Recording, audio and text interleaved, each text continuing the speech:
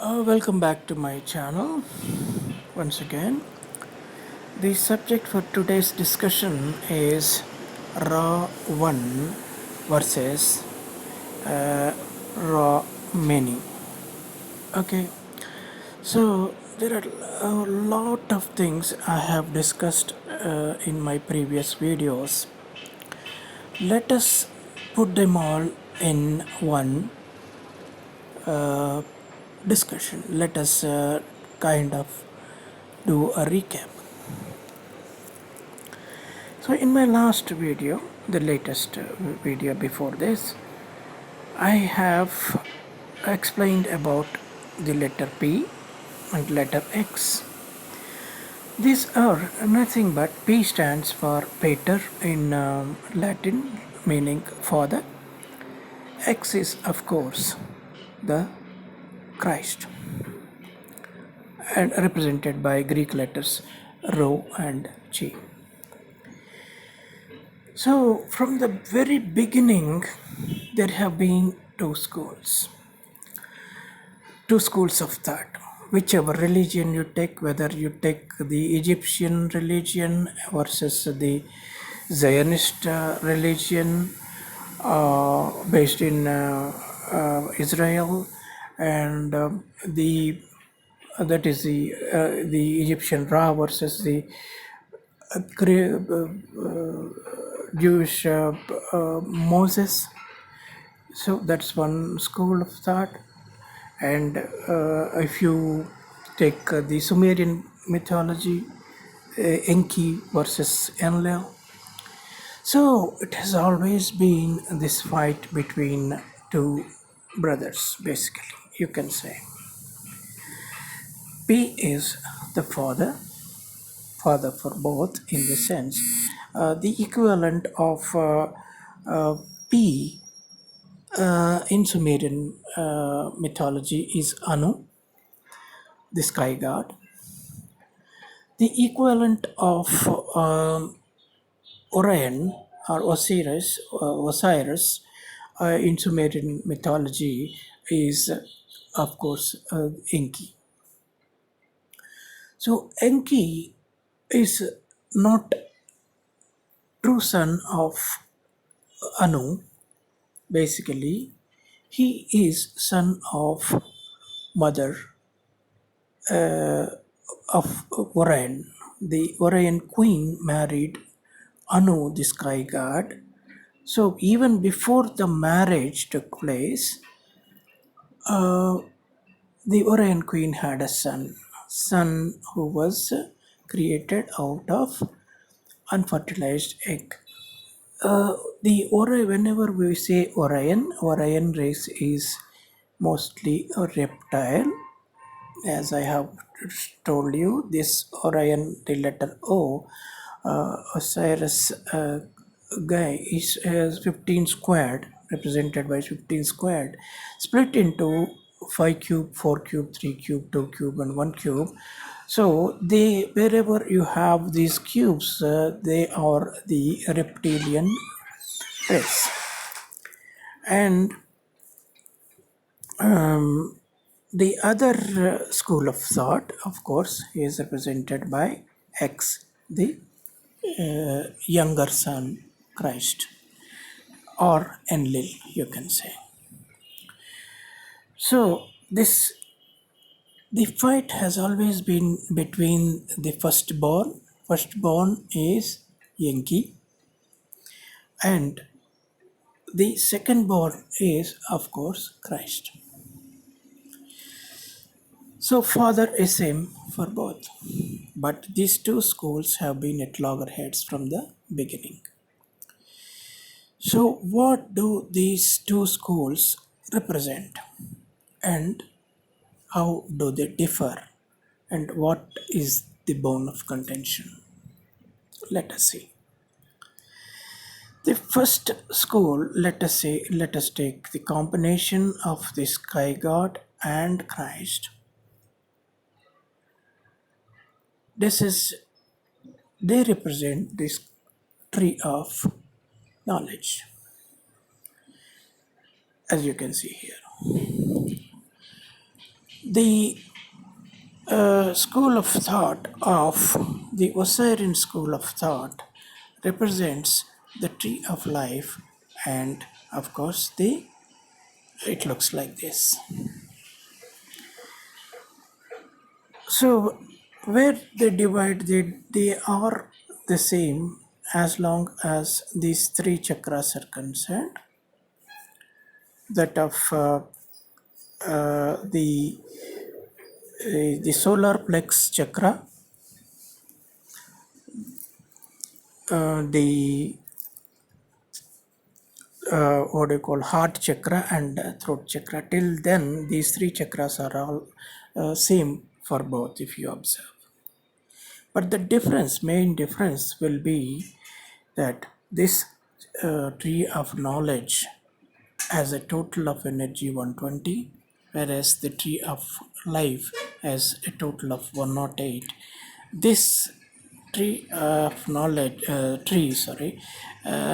has a tail, in the sense, even before the solar plex chakra, that is the earth, uh, below Earth, Venus and Mercury, which represent the sacral chakra and the root chakra, are included in tree of life. And from here, basically, it takes the path of 10 raised to 46, which is which is basically a vicious circle of this is the vicious circle of life and death. This is the death part, this is the life part. As long as you are in this part, you are alive. As long as you are in this path, you are dead. And you come back to life, and again, this is a vicious circle of life and death. Okay. Here, if you come to this, after you cross the basically the throat chakra, here if you take the path of 10 raised to 64, you will reach the one. In the sense, if you have 64, p is nothing but 16 squared, which is 256, which is nothing but 4 times 64. So if you have 64, then you qualify to enter heaven. So that's one angle. There are so many different perspectives through which we have to look at this. And just now I explained, this is the pater atom, the father atom, one father, who is represented by letter P, or number 256, or in Hindu terminology it's called Param Atma, Pater. Here we can call Pater atom in Latin, let's say, in Hindu or Sanskrit language, Param Atma. This is a Param Atma. So to reach Param Atma, this guy, Christ, is needed. This letter X represents Christ, and Christ, through Christ alone, you can reach the heaven. That is that part I have explained. And then next comes the integration. Integrate, as we have seen, this part of the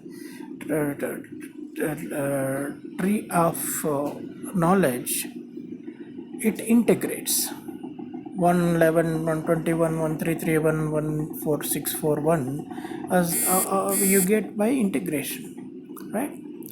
So that follows integration, whereas this follows differentiation. In the sense, this 46 divides into these many parts, even into the tail. Here we can see that is 10 raised to 46 is 1000. This 1000 is nothing but energy. It goes on splitting into smaller parts. The same thing is represented here. This is the white light. White light here, if you can, probably I will enlarge. Here, this is the white light. White light falls into the prism, goes through the prism of sun. this is the sun. Sun is nothing but kind of a prism. This prism goes through this prism and divides into Vibgyor the seven colors of light. So basically R represents the root chakra, V that is violet represents the crown chakra. So if you master the R red color, red is the symbol of here the green, greed, and represents planet Mercury, so on. This is given wrongly here, I think. This should be Mercury. R is Mercury. V is what do you call the crown chakra? Either it ends up either in Uranus or Neptune. If you take the path of 10 raised to 64, you will end up in Uranus. If you take the path of 10 raised to 46, you will end up in what do you call Neptune. So this is one more aspect I wanted to discuss. Integration versus differentiation. This disperses. The dispersion takes place here. One white light divides into seven colors of the seven planets, seven chakras, or whatever you can relate with. So basically, the least of the chakras being root chakra of representing Mercury, the violet representing either Venus, Uranus, or Neptune. That's one thing. And yeah, of course, we have seen this. This is nothing but Osiris dividing into Yaldabaoth, Sun and Moon, and seven planets. They are controlling the seven planets. And here you see the letter Y is nothing but 25 squared. 25 squared is the Yal, and the Yal splits into Yalda Bahut. Bahut is nothing but, in Arabic, Bahut means many. So Yalda Bahut is this guy. And one more thing I wanted to discuss is this 3 and 3. As long as you remain below this line is the border, and as long as you lie below this line, that is 10 raised to 46, then this is what rules you. The negative phase of moon and positive phase of moon is what 33 represents. 33 is nothing but, in other ways, 3 raised to 3. 3 raised to 3 is nothing but the moon. So this you are ruled by moon here. As long as you remain in this domain realm, you are ruled by moon and the different phases of moon, dark phase and white phase. So definitely, as long as you remain in this realm, you are in constant. The quality of moon is inconstancy, so that inconstancy will always be there. You will never find peace of mind. So as against this 333, this region represents the above this line, the region represents 44. 44 is nothing but, as I have told you, it symbolizes 4 symbolizes sun, and 4 times the sun, 4 again, in the sense it is 256. They enter the region of 256. 4 cubes. 4 times 4 cube is what this is, and if you enter this region, you will have access to the basically the heaven. And so all in all, to conclude, there are two schools of thought, or let's say religion. One belongs to the firstborn. Firstborn is the Orion or Orion, this is atom, this is ion. So the firstborn is Orion, in the sense Osiris. Osiris is the firstborn. Against this X is basically the younger son. Younger son is none other than Seth. Seth, in the sense, Osiris' brother Seth is represents X. In the sense, Christ is belongs to the lineage of Seth, the younger brother of Osiris. So it has always been the fight between two brothers, the elder, the firstborn, and the younger brother X. So, and the father being the same for both. But as I told you, Osiris is not exactly the son of what do you call the father, uh, but he Anu, let's say, as the sky god is Anu, so he is not son of Anu in Sumerian mythology, but he was son of the queen, or queen of Orion. So so the fight has always been Orion. Whenever you say Orion, Orion divided Osiris, the letter O, or 15 square divided into 5 cube, 4 cube, 3 cube, 2 cube, 1 cube. That is Yalva, Sun, Moon, Venus, and the underworld Sun, under Earth Sun. So they, whenever you have the cube, energy cubed, that represents the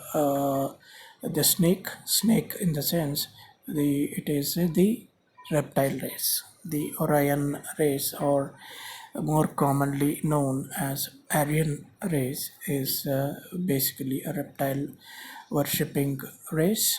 They worship the, if you observe any worshipper of snake, mostly all the Aryan races worship sun as a god. Sun is also a cube.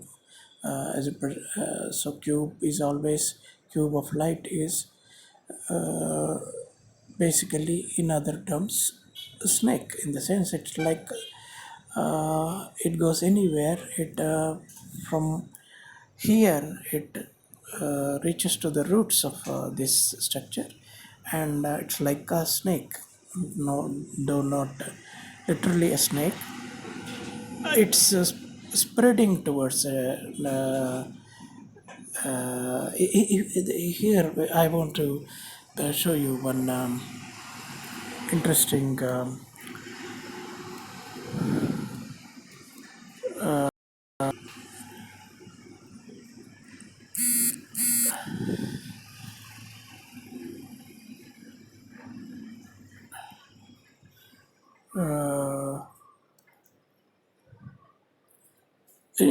interesting structure called basically the pyramid of Chichen Itza. Chichen Itza is, as you know, Chichen Itza is basically in Mexico. Uh, that Chichen Itza has around 91 steps here. This one has 91 steps. Better, I think, if I can expand. Yes, here you have these are nothing but 91 steps, and at a particular time of sunset, you can see the structure of a snake.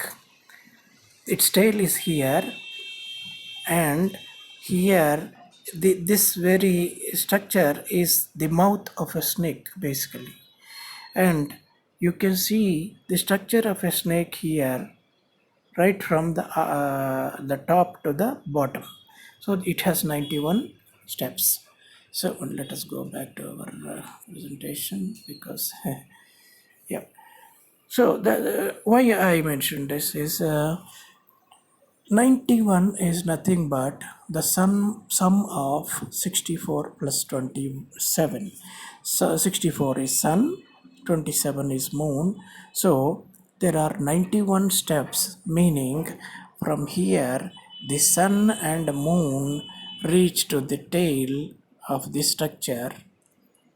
This structure, let us see, this structure, this is this is 46, that 64 from the sun comes here, and from here it goes down through as we can see here we have Alabat, sun, moon. So our particular material world is has only sun and moon. Alabat is outside Neptune, right? Outside Neptune, he is outside Neptune. These two control this material world that we live in. So that 91 into 4 gives you 364 days. So the pyramid of Chichen Itza uh, literally tells you about the 364 days, why we have 364 days.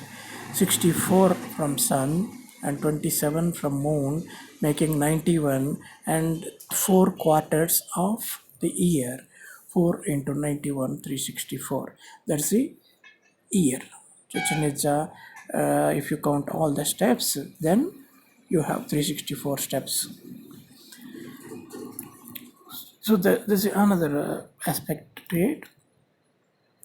So basically, what this subject we deviated a bit, I think, but the subject is it's always been the fight between the firstborn of the queen and the younger son of the father. So yeah, I am not taking sides here, but whenever you say the Aryan versus the what do you call non-Aryan fight, like what happened in the Holocaust days, the Nazi days. Nazis were none other than the Aryan race. Aryan being Osiris, the Orion, Orion. Orion is nothing but Aryan. So it is a fight. It was always a fight between Aryan and the Christian. Christ was of course a Jew. So the Aryans versus Jews in a way, or you can say the Egyptian Ra versus the Zionist movement. So Zion is Z is nothing but P, and his son through his son X, the Christ. So those are the two schools. The fight is always between the firstborn and the younger son of the father, and the father, you can say. Yeah. So that's pretty much what I wanted to discuss today. Have I left anything else in this diagram? Yeah, I think Paramatma. In Sanskrit, we call it Paramatma. And one more thing I wanted to say is the all the sun worshippers, whether they are Hindus, the Aryans worship sun. So wherever there is sun worship, yeah, one more important thing I wanted to discuss was, to begin with, the church was actually belonged to the school of thought, but later in 1586, in the Vatican, an obelisk appeared out of nowhere, and obelisk, as you know, is definitely a symbol of sun worship, worshipping of sun. Obelisk is nothing but symbol of sun. So the sun worshippers are the basically the Ra. Many guys have through Knights Templar, the the Pope basically sent the Knights Templar to save the Christians in Jerusalem from Muslim invasion. But then the Knights Templar came back and they muzzled their way through the church, and the result was basically the Vatican was converted into a sun worshipping organization. So, whoever worships sun is on the side of the firstborn, and whoever does not worship Son and worships Christ, Christ is basically the New Testament guy. The Christ is the God of the New Testament. So whoever believe in the New Testament, they worship Christ, and whoever believe in the Old Testament and before that, the basically the pagan Egyptian pantheon, they worship sun. So there are definitely two schools. Yeah, that's pretty much concludes my discussion. See you next time.